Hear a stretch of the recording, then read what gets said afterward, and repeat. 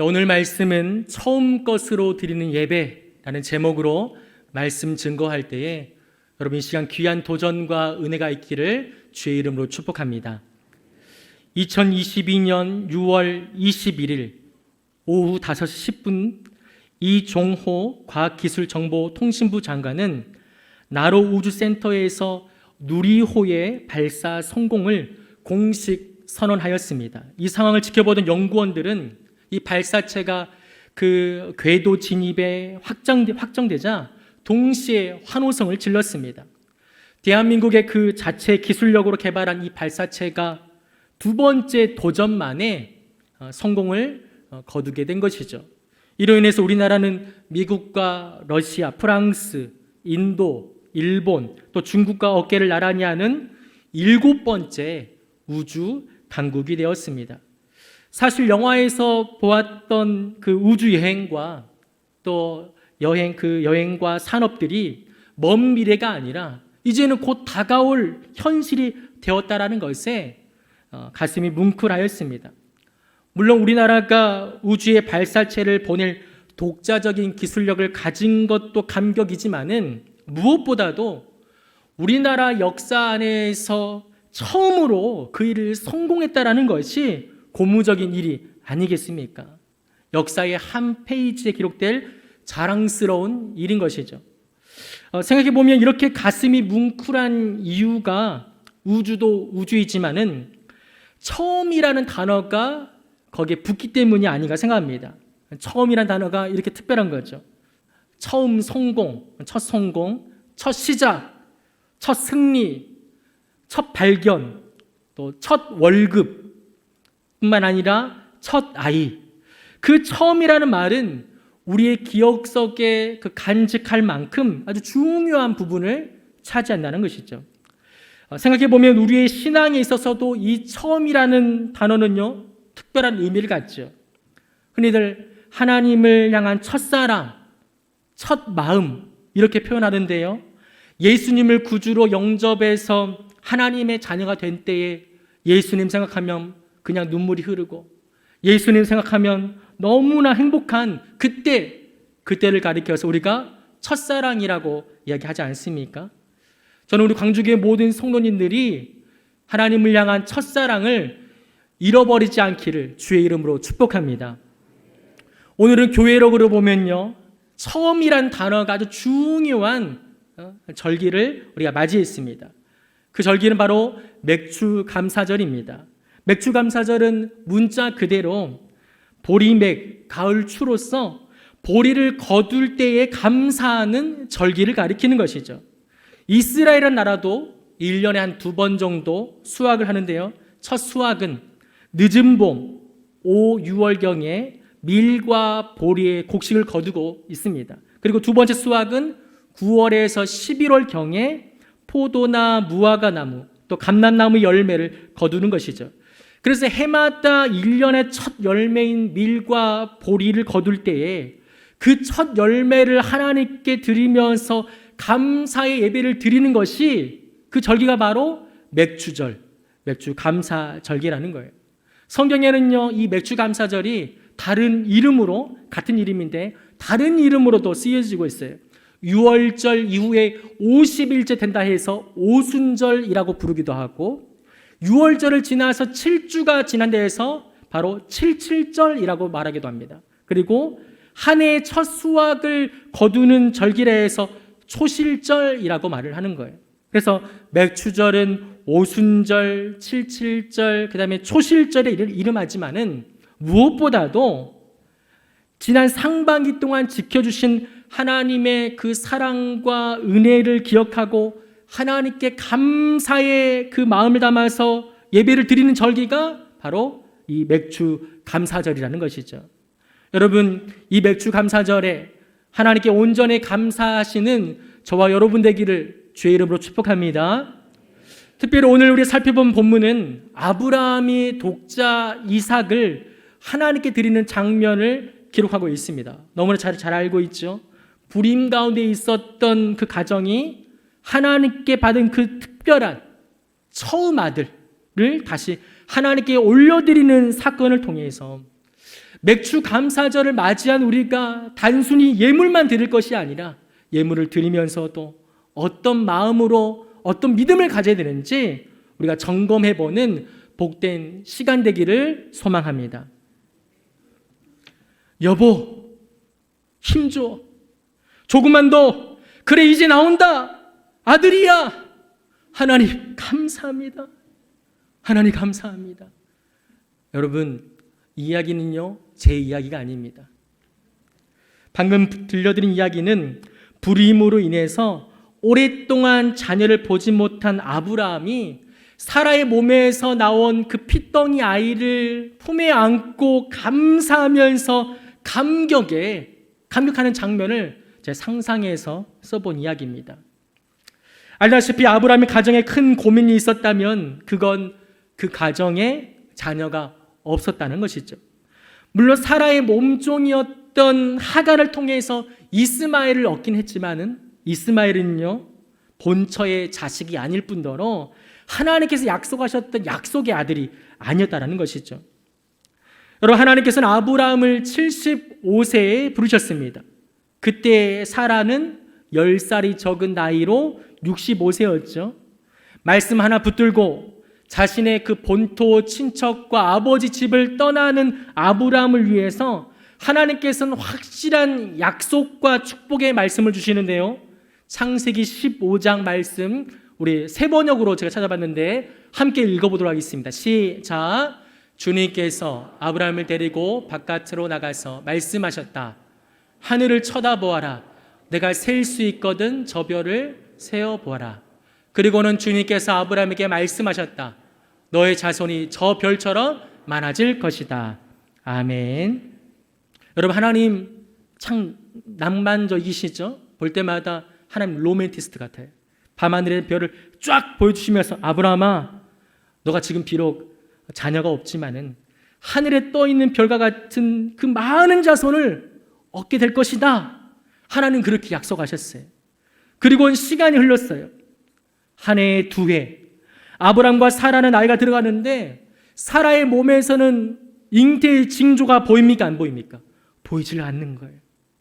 밤하늘의 별을 볼 때만 해도 흥분되고 기대감이 있었는데 그런 그 기대감은 시간이 지나면서 점점 불안이 되는 거예요. 그리고 그 불안은 해를 거듭할수록 의심으로 바뀌게 되어버렸습니다. 서서히 잊혀져 간 것이죠. 시간이 얼마나 지났을까요? 무려 24년이라는 시간이 흘렀습니다. 아브라함이 99세 되던 때 어느 날 손님 3명을 맞이하게 됩니다. 사실 고대 근동 지방에서는 나그네에 대한 환대 풍습이 있었어요. 강도의 잦은 약탈과 들짐승의 공격으로부터 노출될 수밖에 없었던 그 상황에서 사람들은 서로가 평화의 관계임을 확인하면서 서로가 잘 알지는 못해도 친절하게 환대하는 그런 문화가 있었다라는 것이죠. 아브람도 자신의 장막에서 만난 이 세 사람을 그냥 마다할 이유가 없었습니다. 그들을 극진히 대접합니다. 일단 그 3명을 시원한 그늘 아래에서 쉬게 하면서 고운 가루로 둘이 하나 먹어도 죽어도 모를 떡을 만들어내는 거예요. 그리고 최고급 스테이크에다가 버터를 흠뻑 얹어가지고 요리를 대접합니다. 여러분 생각만 해도 이 대접이 훌륭하지 않습니까? 대접받는 사람들은 아마 내가 지금 이 대접받는 게 이게 5성급 호텔에서 받는 거 아닌가 하고 아마 착각할지 모르겠어요. 그런데 중요한 사건은요, 그 이후예요. 알고 보니까 그 3명의 손님이 보통 손님이 아니었다라는 거예요. 한 분은 하나님이시고 2명은 천사였다라는 거예요.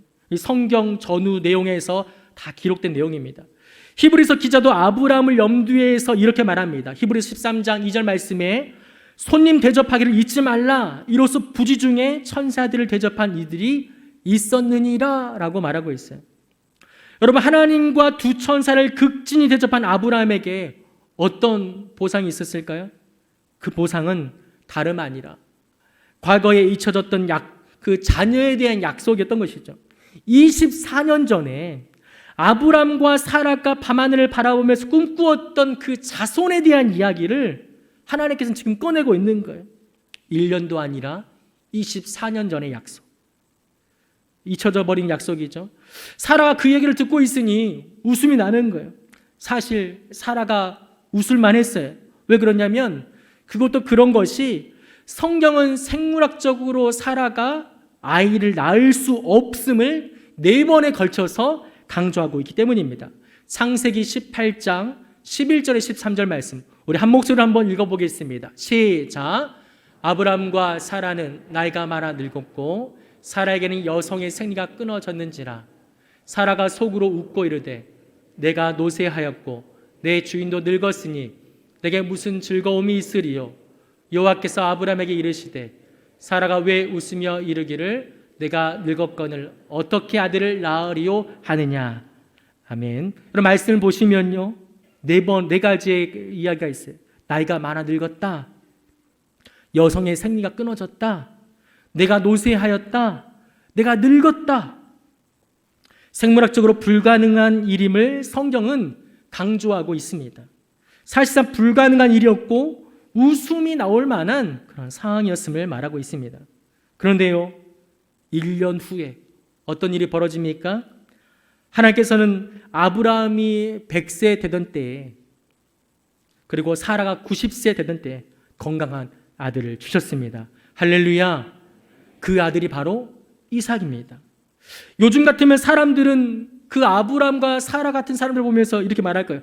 남사스럽게 라고 말할지 모르겠어요.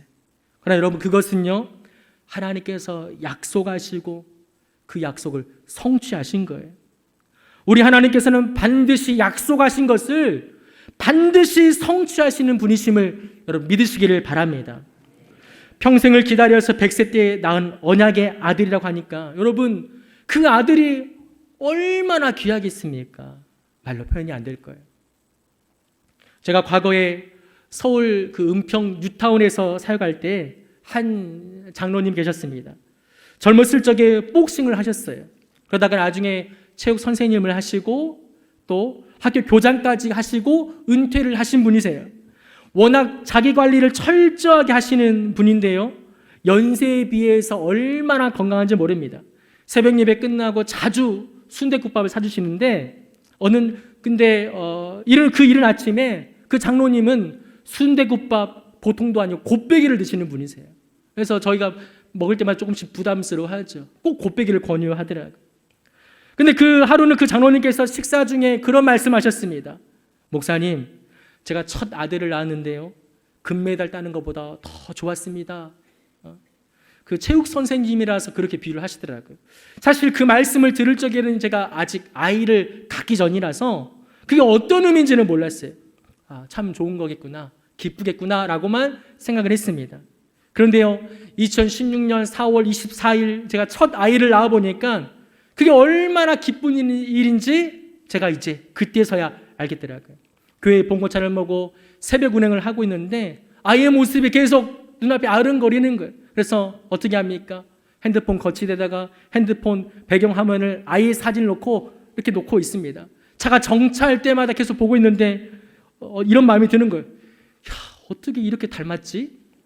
또 어떻게 이렇게 참 신기한 아이가 나타날 수가 있지?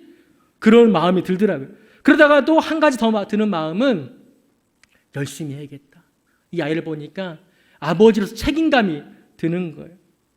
물론 나중에는 아내가 그 사진을 아이 사진만 해놓는다고 해가지고 좀 질투하더라고요. 그래서 금방 아내 사진과 아들 사진으로 바꿔놓긴 했습니다만 남편분을 사진을 꼭 아내 사진과 함께 두시길 바랍니다. 여러분, 이삭이 태어난 후에 아브람 가정에 꽃이 피었어요. 웃음이 그칠 날이 없겠죠. 이삭을 보고 있으니 신기하고 너무 좋은 거예요. 그렇게 이삭은 부모의 사랑 안에서 무럭무럭 자라났습니다. 그런데 어느 날 그런 가정에 하나님께서 아들을 번제로 드리라는 어려운 시험 문제 하나를 주셨습니다.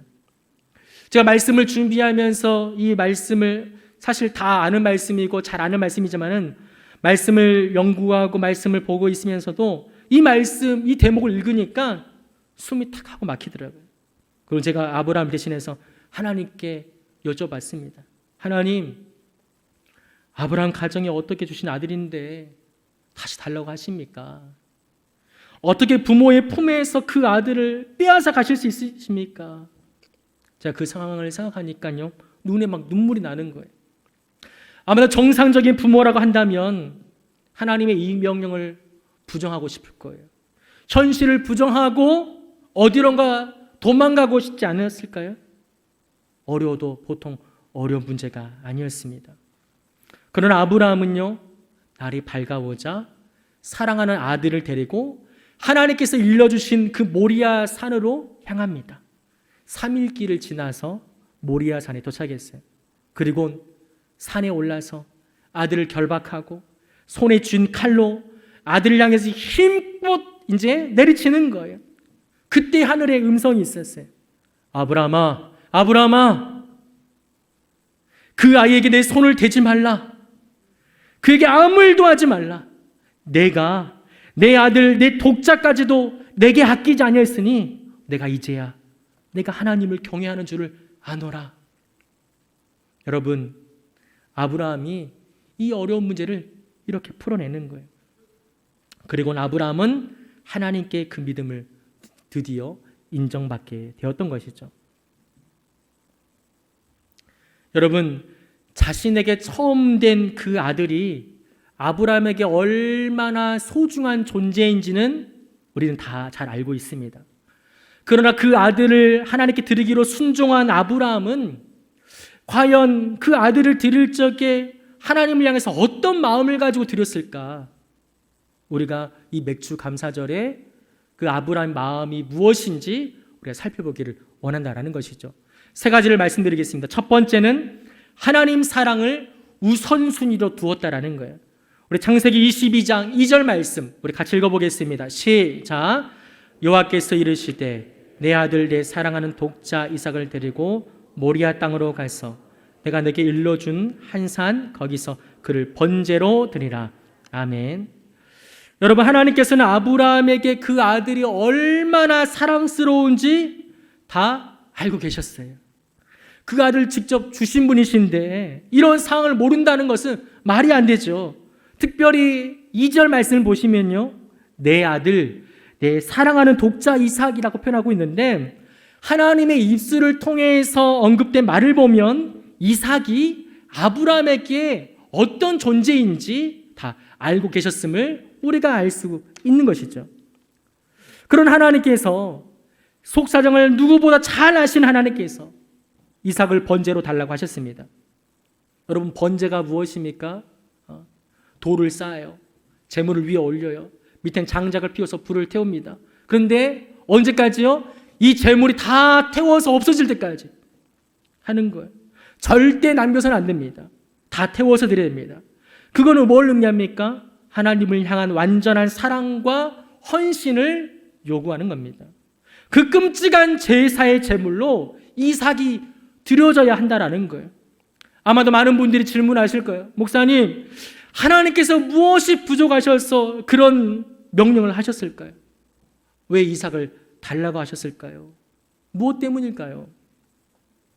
여러분, 제가 곰곰이 생각해 보니까요, 그건 그 사정을 몰라서가 아니라 하나님께서 그 사정을 누구보다 잘 아시기 때문이라는 거예요. 하나님께서 누구보다도 아브라함을 잘 알고 계시기에 그런 명령을 하신 것입니다.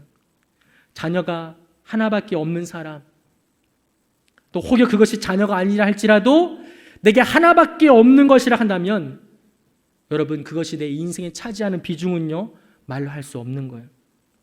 심지어 그것이 우상이 되기도 하는 것입니다. 알다시피 하나님은 자신보다 누구를 더 사랑하는 것을 원치 않으신 분이세요. 혹여 하나님 당신을 향해서 집중해야 될 사랑이 조금이나 다른 것에 빼앗기게 된다면 못 견뎌 하시는 분이 우리 하나님이십니다. 이런 하나님의 성품에 대해서 성경은 뭐라 합니까? 하나님은 질투하신다라고 말합니다. 여러분, 질투는요, 사랑의 다른 이름입니다. 하나님은 우리를 이렇게 사랑하시는 것이죠. 여러분, 이런 상황 속에서 사랑하는 독자 이삭을 드렸던 아브라함의 그 순종은 세상 그 무엇보다도 온 우주 만물을 통틀어서 나는 하나님을 가장 사랑합니다라는 아브라함의 그 마음을 엿볼 수가 있다라는 것입니다. 여러분, 이것이 우리가 닮아가야 되는 바로 성숙함인 줄 여러분 기억하시기를 바랍니다. 마태복음 22장 37절 38절에 이런 말씀이 있어요. 예수께서 가라사대 내 마음을 다하고 목숨을 다하고 뜻을 다하여 주 너의 하나님을 사랑하라 하셨으니 이것이 크고 첫째 되는 계명이요. 예수님께서도 제자들에게 크고 첫째 되는 계명이 마음을 다하고 목숨을 다하고 뜻을 다하여 하나님을 사랑하는 것이라고 분명히 언급하셨던 것이죠. 여러분, 하나님을 우선순위로 사랑하시기를 바랍니다. 하나님을 최고로 사랑하시길 바랍니다. 하나님을 제일로 사랑하시길 바랍니다. 내 안에 뒤바뀌어버린 사랑의 우선순위가 있다면 그 순서를요 바로 세워야 되는 거예요. 하나님보다 더 사랑하는 것 내려놓고 하나님을 가장 사랑하십시오. 이것이 바로 아브라함의 모습을 통해서 발견할 수 있는 믿음, 우리가 점검해야 될 첫 번째 믿음의 모습인 줄 여러분 기억하시길 바랍니다. 옆 사람에게 이렇게 권면할까요? 하나님 사랑을 우선순위로 세웁시다 말해볼까요? 하나님 사랑을 우선순위로 세웁시다. 아멘. 두 번째는 자신의 권리를 하나님께 드렸다입니다. 12절 말씀 우리 함께 읽어보겠습니다. 시작. 사자가 이르시되 그 아이에게 내 손을 대지 말라. 그에게 아무 일도 하지 말라. 내가 내 아들 내 독자까지도 내게 아끼지 아니하였으니 내가 이제야 내가 하나님을 경외하는 줄을 아노라. 아멘. 결박된 이삭을 칼로 내리치려는 그 순간에 천사의 다급한 소리가 들렸습니다. 내 손을 대지 말라. 그에게 아무 일도 하지 말라. 내가 내 아들 내 독자까지도 내게 아끼지 아니했으니 내가 이제 내가 하나님을 경외하는 줄을 아노라. 아브라함은 자신에게 주신 아들을 향한 권리를 포기한 거예요. 말이 포기지 그 권리를 다시 하나님께 돌려드렸다고 볼 수가 있습니다. 여러분, 우리가 신앙생활하면서 잊지 않아야 될 중요한 것이 있다면 그것이 무엇인지 아십니까? 그것은 바로 우리 모두는 청직이라는 사실입니다. 무슨 말이냐면 우리에게 주신 자녀들, 우리에게 주신 물질들, 또 우리가 지금 누리고 있는 모든 것들이 내게 오기 전 본래 누구 것이라고요? 하나님 것이었다라는 거예요. 그러니 하나님께 다시 돌려드리는 게 맞다 틀리다? 맞다라는 거예요. 여러분, 권리라는 것은 처음부터 하나님 것이었어요. 하나님께서 내게 주신 것이죠. 그러나 여러분 오해하지 마세요. 내가 필요 없어서 드리는 것이 아니라 우리 하나님께서 원하시니 기꺼이 다시 돌려드리는 것이죠. 여러분, 아브라함에게 있어서 아들을 번제로 드리는 것은 매우 슬픈 일이기도 했지만은 사실 그건 절망적인 일이었습니다. 왜냐하면 믿음의 대가 끊기는 것을 의미하기 때문입니다. 그러나 아브라함은 기꺼이 드렸어요. 그것에 자기의 땀과 수고와 애정이 얼마나 들어가 있는지 따지지 않았어요. 그것이 본래 하나님 것임을 그냥 인정하고 드렸던 것입니다. 이게 바로 아브라함의 믿음이라는 거예요. 성경에 보면 많은 신앙의 선배들이 있지만 특별히 그 욥은 배울 게 참 많은 사람입니다. 그는 하루아침에 자기의 재산과 하인들과 자녀들을 하루아침에 다 잃어버리게 되었어요. 맨정신으로 감당할 수 없는 지옥 같은 상황에서 욥이 했던 말이 무엇인지 아십니까?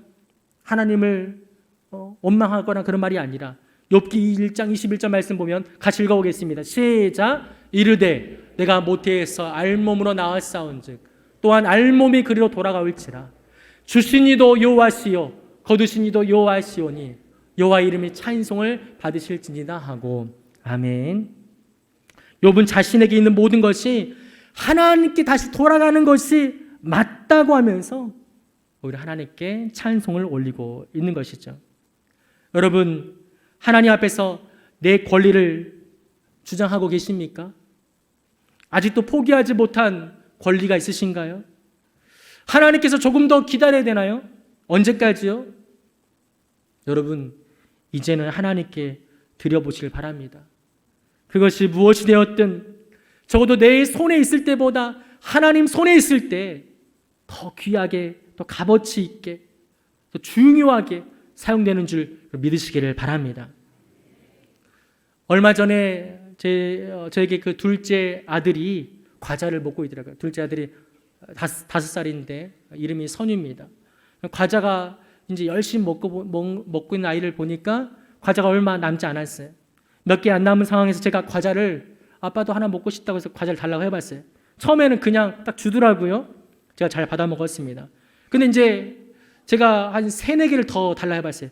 계속 달라고 했어요. 계속. 했더니 애가 주는 거예요. 인상이 좀 그더지죠.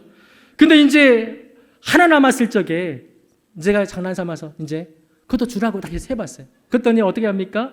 자기 이제 그거를 과자를 품 안에 딱 감추는 거예요. 그래서 이제 인상을 쓰더라고요. 고민을 하는 거죠. 아마 그 아이에게는 그 문제가 아주 심각한 문제였을 거예요. 사실 여러분, 제가 달라고 한 것은 그 아이의 과자가 먹고 싶어서가 아니에요. 그 아이의 반응을 보기 위해서였다는 거예요. 행여나 자기 자신의 그 마지막 남은 과자 하나 아빠에게 준다면 그냥 그걸 받아만 먹고 입 닦는 부모가 있을까요? 준 다음에 아니 됐다고 아우 하면서, 그렇죠? 아니면 포옹을 하고 안아주면서 사랑한다 말해주고 아마 아이 손을 붙잡고 더 맛있는 과자 사려고 슈퍼마켓에 아마 갈게 되었을 것입니다. 여러분, 하나님도 마찬가지입니다. 하나님께서 이삭이 필요하신 게 아니에요. 아브라함의 믿음의 반응을 보기를 원하신 겁니다. 처음부터 하나님께 있었던 그 권리를 다시 돌려주는지 보기 위함이었던 것이죠. 자신의 가장 소중한 권리를 하나님께 기꺼이 드리는 자가 있다면 그 사람은요, 청지기로서의 아주 올바른 신앙을 가지고 있다라고 볼 수가 있는 것입니다. 여러분, 우리에게 주어진 그 권리, 그것이 무엇이 되었든 하나님의 것임을 인정하고 하나님께 내어드릴 수 있기를 주의 이름으로 권면드립니다. 옆 사람이 한번 말해볼까요? 하나님께 내 권리를 다 드립시다. 하나님께 내 권리를 다 드립시다. 아멘. 그럼 마지막 3번째, 하나님의 선한 인도하심을 신뢰하였다라는 거예요. 8절 말씀 함께 읽어보겠습니다. 시작. 아브라함이 이르되 내 아들아, 번제할 어린 양은 하나님이 자기를 위하여 친히 준비하시리라 하고 두 사람이 함께 나아가서. 여러분, 하나님께서는 악덕 업주가 아니십니다. 자녀를 배부르게 하셨으면 하셨지 굶기시거나 착취하시는 분이 아니시라는 거예요. 아들을 번제로 요구하신 하나님의 말씀에 아브라함은 순종해서 3일 길을 가게 돼요. 그동안 아무 말 없었던 이삭은 아버지에게 물어봐요. 아버지, 불과 나무는 있는데 번제에 있을 어린 양은 어디에 있습니까? 그때 그 아브라함의 대답이 무엇이었습니까? 내 아들아, 번제할 어린 양은 하나님이 자기를 위하여 친히 준비하시리라. 번제할 양이 어디 있냐는 이삭의 질문에 하나님께서 준비할 것이라고 대답했던 아브라함. 사실 아브라함은 하나님께서 자신의 아들 대신에 다른 재물을 준비했을 것이라고 큰 기대는 하지 않았던 것 같아요. 왜 그러냐면 이렇게 말을 하긴 했지만은 10절 말씀 보면 다른 재물이 있는지를 살피거나 조금 더 지체하거나 하지 않았고 이미 손에 쥐었던 칼을 가지고 결박된 아들을 그냥 단숨에 잡으려고 내리치려고 했던 모습을 우리가 말씀을 통해서 볼 수 있기 때문이라는 거죠. 그렇다면 아브라함은 그 아들을 잡으려는 그 순간에 어떤 마음을 가지고 있었을까? 히브리서 11장 17절 19절 말씀, 중요한 말씀인데요, 함께 읽어보겠습니다. 시작. 아브라함은 시험을 받을 때 믿음으로 이삭을 드렸으니 그는 약속들을 받은 자로 돼 그 외아들을 드렸느니라. 그에게 이미 말씀하시기를 내 자손이라 청할 자는 이삭으로 말미암으리라 하셨으니 그가 하나님이 능히 이삭을 죽은 자 가운데서 다시 살리실 줄로 생각한지라. 비유컨대 그를 죽은 자 가운데서 도로 받은 것이니라. 아멘. 여러분, 아브라함에게 믿음이 있었다면 그건 혹여 하나님께서 자신의 아들을 대신할 재물을 주시지 않는다 할지라도 번제로 인해서 다 태워서 죽음 맞이한 그 아들을 반드시 살리실 것이라고 생각했던 거예요. 이처럼 아브라함은 하나님의 선한 인도하심을 온전히 신뢰했다라는 거예요. 여러분, 이런 믿음이 중요한 거예요. 형제에게 배반당해서 애굽으로 팔려간 요셉은요, 하나님의 선한 인도하심으로 애굽의 총리가 되었습니다. 살인자였고 도망자였던 모세는 하나님의 선한 인도하심으로 이스라엘 백성을 애굽에서 탈출시키는 민족의 지도자가 되었어요. 이스라엘 왕 다윗은 수많은 시편에서도 고백하고 있듯이 어떠한 상황 가운데도 나는 내 자신을 선하게 인도하신 하나님을 신뢰한다라고 그렇게 이야기하고 있는 거예요. 성경의 역사는 하나님의 선한 인도하심으로 가득 차 있는 책입니다. 그리고 지금도 그 선한 인도하심은 우리 가운데 진행 중이라는 거예요. 여러분, 하나님의 그 선한 인도하심을 의심하지 마십시오. 하나님의 그 선한 인도하심을 신뢰하시길 바랍니다. 이것이 바로 우리가 점검해야 될 세 번째 믿음의 모습이라는 거예요. 옆 사람에게 이렇게 말해볼까요? 하나님의 선한 인도하심을 신뢰합시다 말해볼까요? 하나님의 선한 인도하심을 신뢰합시다. 그럼 말씀을 정리하겠습니다. 내게 무엇이든 간에 처음 것은 참 귀하고 소중한 것입니다. 아브라함에게 있어서 그 처음 아들은요, 참으로 소중한 아들이었습니다. 그러나 그 아들을 기꺼이 드리기로 하고 순종의 모습을 보였어요. 이는 아브라함의 그 믿음을 여실히 보여주고 있는데요, 하나님 사랑을 우선순위로 삼았고 자신의 권리를 기꺼이 드렸고 무엇보다 하나님의 선한 인도하심을 결코 잊지 않았다라는 거예요. 여러분, 우리 안에 이러한 믿음을 닮아가기를 소망합니다. 이것이 2022년을 시작하면서 분주하게 달려온 6개월을 보내면서 하나님 앞에 맥주 감사 주일로 예배를 드리면서 감사 예물을 드리지만은 단순히 예물만 드리는 감사가 아니라 하나님, 내 믿음 이 정도 성장했습니다.